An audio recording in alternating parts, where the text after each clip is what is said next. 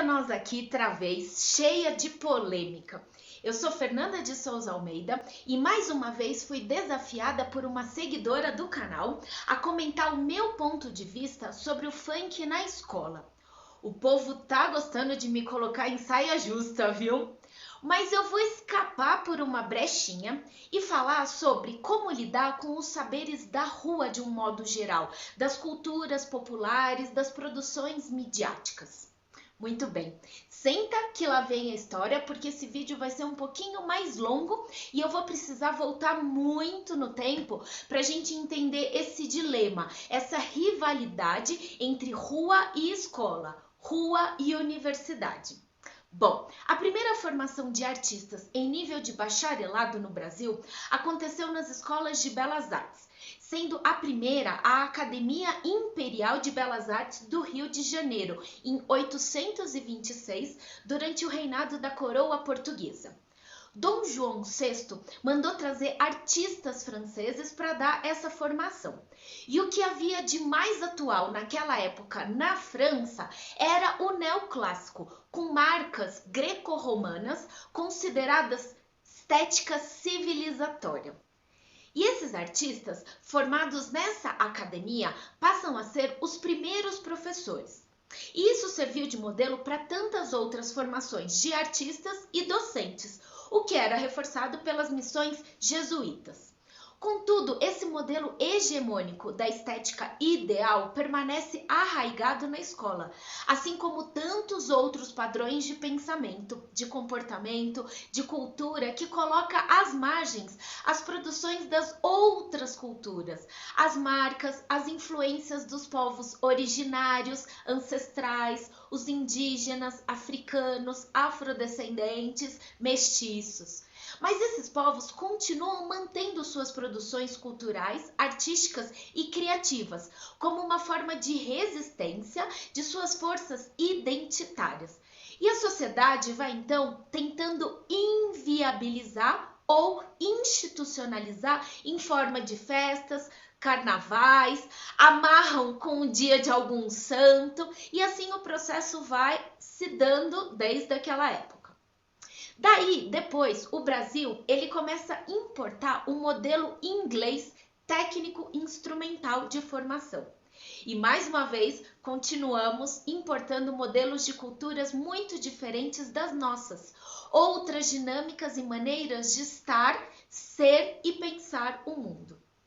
Com isso, escuto com bastante frequência que tal comunidade, tal grupo não tem cultura e que precisamos, como docentes ou artistas, levar cultura para determinado lugar.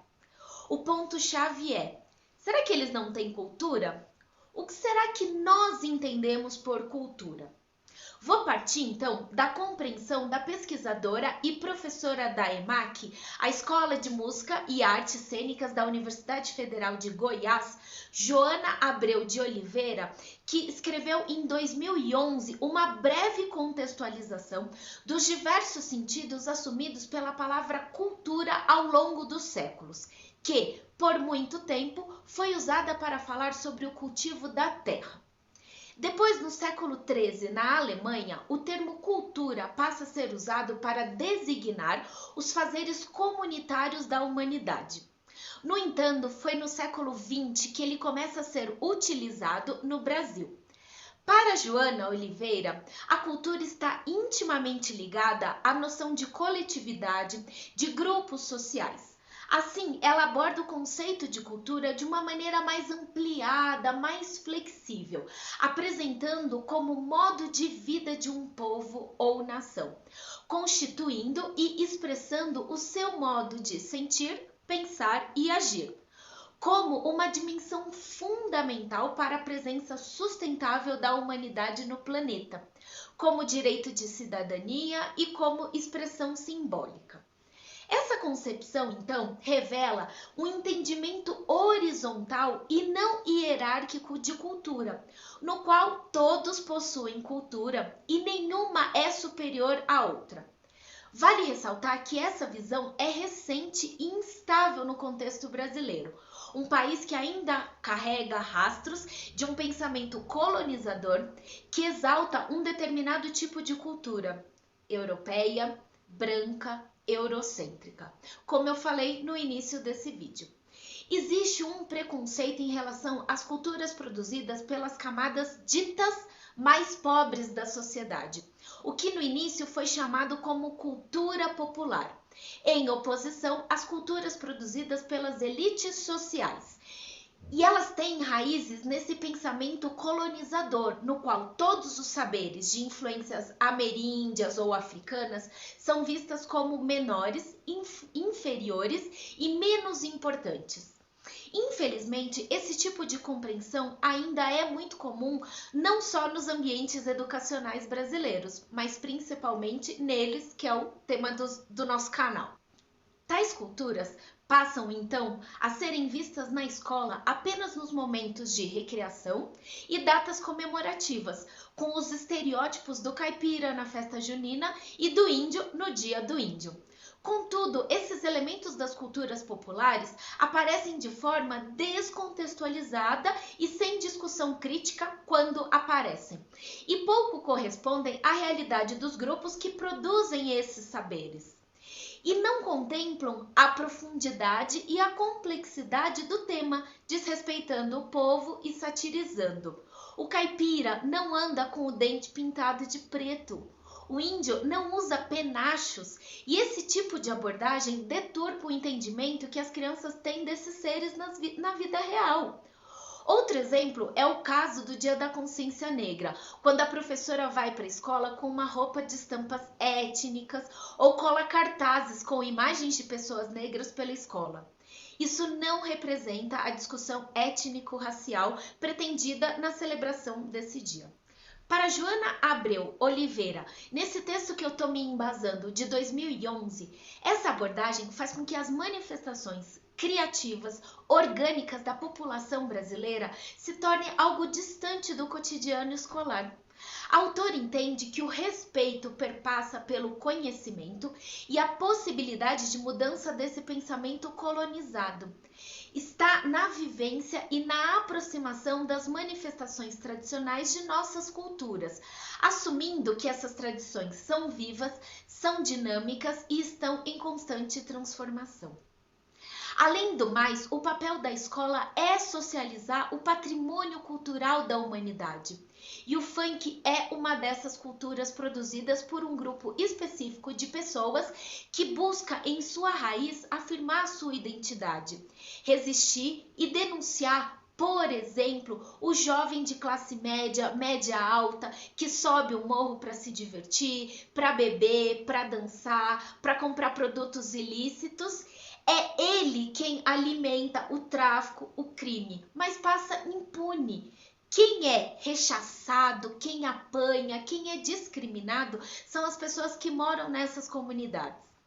E para o funk ser ouvido, ele grita. Ele grita com letras que agridem e chocam exatamente essa classe média, média alta, alta. Acontece que ele ganha as rádios, a TV, a grande mídia e chega na escola, nos recreios, com as crianças, com os jovens. E daí vem a questão: como lidar? Melhor proibir? Fingir que não está acontecendo? Punir? Tentar invisibilizar? E eu não estou falando só do funk. O funk é entre tantos exemplos de conhecimentos produzidos que são marginalizados, mas foi a pergunta da seguidora. Sabemos que o que é proibido é mais gostoso e acaba ganhando mais força, seja pela curiosidade, seja pelo enfrentamento. Uma possibilidade seria trazer seus aspectos históricos, sociais, culturais, a partir de algumas letras de música, provocar debates sobre gênero, racismo, preconceito, sempre trazendo a consciência dos atos e das atitudes. Daí o papel do docente com seus objetivos e intencionalidade, escolher o que propor e como propor, especialmente porque vai encontrar muita resistência das famílias e da equipe gestora. É sempre uma faca de dois gumes, Por isso, hoje comecei falando que o assunto é polêmico e longo, gera um debate extenso e complexo. Precisa trabalhar com sensibilidade, cuidado, encontrar as brechas e fazer as melhores escolhas para o seu contexto, para a sua escola, para o seu grupo de jovens. E as melhores escolhas dependem do seu contexto profissional. Outro exemplo está em algumas produções da arte de matriz africana com sua direta associação com a mitologia Yorubá. Se podemos falar de mitologia grega, ver a arte neoclássica, as esculturas dos deuses do Olimpo, Vênus de Milo ou a Pietà, a Capela Sistina, por que não podemos abordar os orixás? Claro que existe uma série de desafios e resistências nesse processo. É uma rede complexa de fatores e eu não tenho nem nunca terei as respostas do melhor a se fazer. Trouxe, na verdade, mais inquietações nesse vídeo com o objetivo de ampliar os pontos de vista para que cada um de vocês olhe para o seu próprio contexto educativo e pense as alternativas mais viáveis para se trabalhar a diversidade, a alteridade e a diferença. E aí, deu uma sacudida na cachola? Continua por aqui porque vai ter mais pano para manga. Te vejo em breve. Até!